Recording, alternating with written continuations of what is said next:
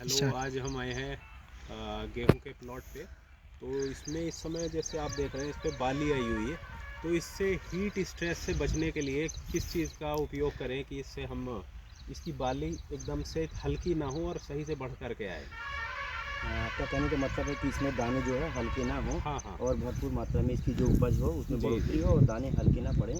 हमें ऐसे क्या उपयोग करने चाहिए जो जी हमारी बालियों में तापमान की अधिक बढ़ोतरी के कारण जी जी जो दाने हल्के हो जाते हैं, जो पतले रह जाते हैं, जी तो हमें क्या उपाय करना चाहिए? जी जी जी तो मित्रों नमस्कार, मैं हूं चंद्र प्रकाश और आप आशा है कि आप सभी बहुत कुशल और मंगल से होंगे।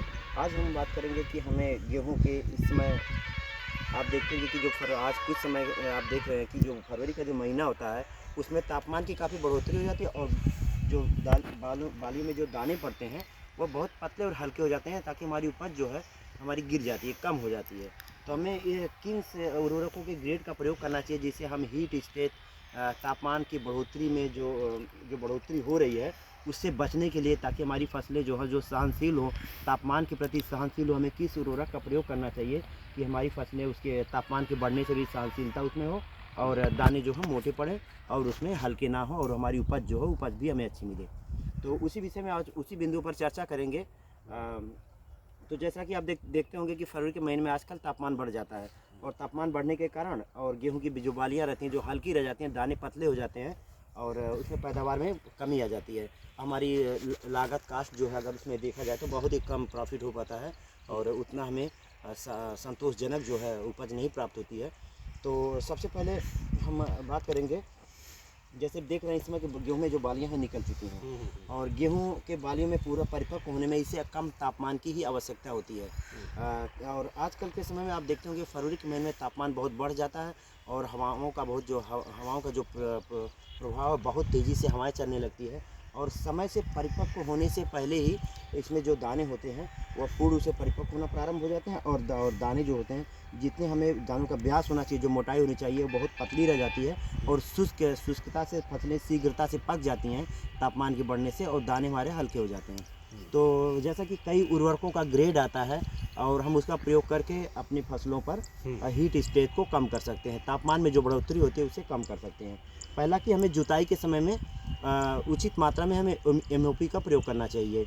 और एमओपी का जैसे अगर आपने दानों में अगर जुताई के समय में ही बेसल डोज में अगर आप प्रयोग किए हैं तो आपको दोबारा पोटास छिड़कने की आवश्यकता नहीं है। अगर आप जुताई के समय में अगर आप एमओपी का प्रयोग नहीं किए हैं तो और सारे कई उर्वरकों का जो पोटास का कई उर्वरकों का एक ग्रेड आता है जिसे आप प्रयोग करके आप फसल में जो तापमान की बढ़ोतरी हो रही है, जो वृद्धि हो रही है, उस हीट स्टेज को आप कम कर सकते हैं। पोटास एक ऐसा उर्वरक है जिसके प्रयोग से आप पौधों में तापमान के प्रति सहनशीलता आती है और हमारी जो दाने होते हैं या सब्जी वर्ग की जो फसलियाँ या फल वर्गीय जो फसलियाँ हैं उसमें जो उसके फलों का जो आकार होता है या सब्जियों का आकार होता है वह सुडौल और चमकदार होता है। उसमें जो उसकी उपज में वृद्धि करता है फल और उपज कम नहीं आ ये पाती है। बताइए, एमओपी आपने जैसे बता दी, इसकी डोज कितनी रहेगी उसके बारे में थोड़ा जी, बताइए।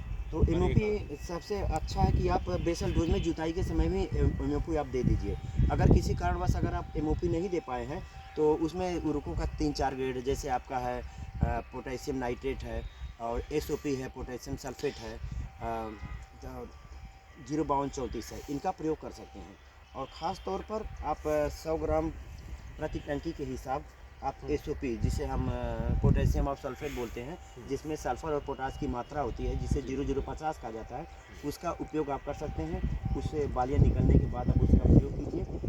उसके प्रयोग से जो है जो पत्तियों में जो न्यूट्रिएंट जो हमारे पौधों में मौजूद है, जैसे आप पत्तियाँ देख रहे हैं, वो सारा पौधों में जो पत्तियों का जो न्यूट्रिएंट है और तनों का जो न्यूट्रिएंट है वो हमारे दानों में कन्वर्ट हो, उसके लिए हम एसओपी का प्रयोग हमें करना चाहिए। और सबसे अच्छा ग्रेड होता है कि आप जो प्रयोग कीजिए पोटेशियम नाइट्रेट 13045, इससे अच्छा कोई ग्रेड नहीं है। बालियाँ निकलने के बाद आप 13045 से अच्छा कोई ग्रेड अच्छा नहीं है, आप उसका प्रयोग कर सकते हैं। उसमें आपको तो नाइट्रोजन आपका इस टाइम पे जो है 13045 सबसे बेस्ट है इसको सबसे अप्लाई बेस्ट, करने के लिए। हाँ, इसे अप्लाई करने के लिए 13045 ठीक सबसे है। बेस्ट है। जब आप 13045 का प्रयोग करेंगे तो जो पत्तियों में जो स्टोमेटा होते हैं, जिसे हम हिंदी भाषा में सामान्य भाषा में रंध्र कहते हैं, इसके द्वारा यह स्टोमेटा से अवशोषित होता है और जो उसमें न्यूट्रिएंट्स जो बचे हुए हैं पौधों में और तनों में, यह उसमें कन्वर्ट होकर के बालियों में जाते हैं, जिससे बालियाँ हमारी मजबूत और दाने जो सुडौल होते हैं हमारी उपज में वृद्धि होती है और तापमान के प्रति सहनशीलता आती है। तो इसके प्रयोग से हमारी फसलों में जो तापमान का जो प्रभाव है उसे हम कम कर सकते हैं, हमारे पौधों में स्ट्रेस नहीं आता है। चलिए ठीक है। कुछ लोग आप देखते होंगे कि 05234 का प्रयोग करते हैं।